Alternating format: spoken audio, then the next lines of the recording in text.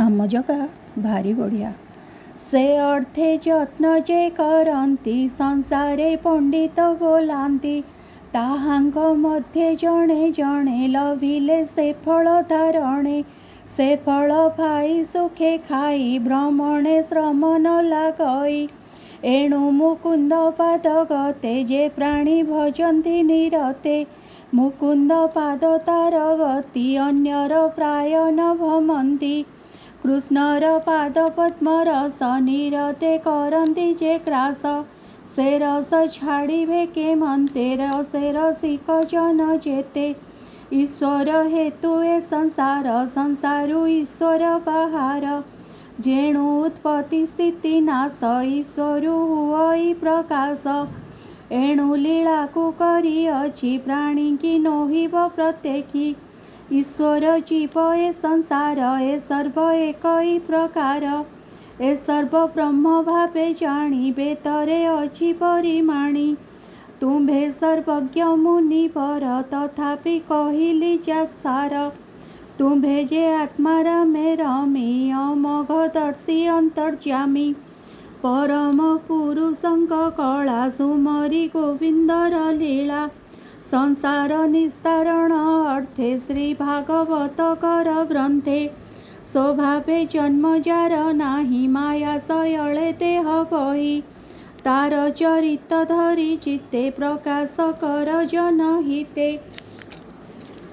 एहु से पुरुषार्थ सार यज्ञ तपस्या वेद सार इष्ट पूजन जप दान जेबे भावई कृष्ण नाम ताहांग फल ए अटई ता बिनु निष्फल हुई पूर्वे निर्मल ऋषि जने तप आचरी घोर बने संसार सार कृष्ण कथा निरते गाई गुण गाथा ए भाव पाइली जे मन्ते कहिबी तुम्भर अग्रते पूर्वे मु दक्ष साप पाई जन्मिली दासी पुत्र होई ब्राह्मण घरे से एकाकी मोहर जननी सेवकी व्यापार करे रात्र दिने मंदे विथिर विधाने से विप्र गृहे वर्षा काले अतिथि ब्राह्मणे मिलिले ताहांकु अन्न जल देई ब्राह्मण कहे भाव पही हे विप्र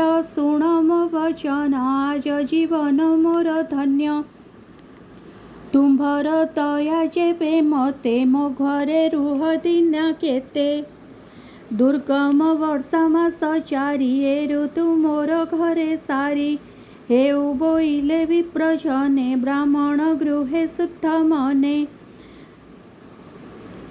रहिले मनर संतोषे मु सेवा कली तांक पासे बाळुत चंचलता चित्त छाड़ी मु सेबे अविरत से विप्रगणे मते चाही आश्वास कले दया बही समद रसी जेणु सर्वे कृपा से कले मोर भावे ताहांग भोजनर अन्ते पात्रे उचिष्ट थाई जेते ताहा भुंजई नित्य मुहि अन्य भोजन न जानई उचिष्ट भोजन प्रसादे मोहर चित्तु अप्रमादे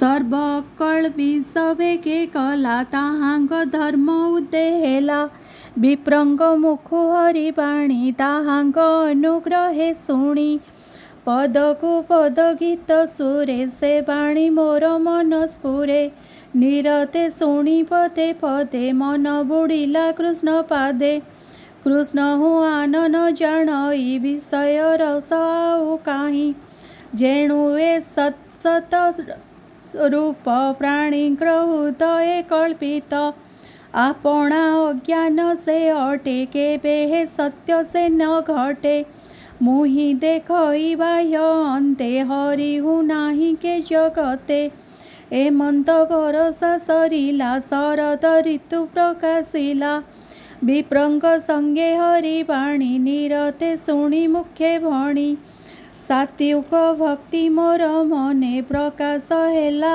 अनुक्षणे मोहर सेवा दिनु दिने देखी संतोष विप्रजने ଜାଣିଲେ ଶୁଦ୍ଧ ସତ୍ୟ ରୂପେ ଭକତି ଜାତ ମୋର ଚିତ୍ତେ।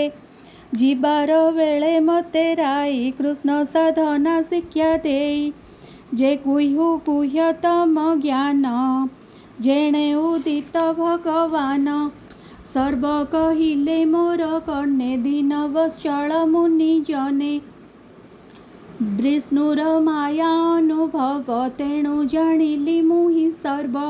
ଯେ ଭାବ ଭାବି ଅପ୍ରମାଦେ ପ୍ରାଣୀ ବସନ୍ତି କୃଷ୍ଣ ପାଦେ। କୃଷ୍ଣେ ଅର୍ପିତ ଏଣୁ କର୍ମ କଲେ ତୁଟଇ ଭବ ଭ୍ରମ।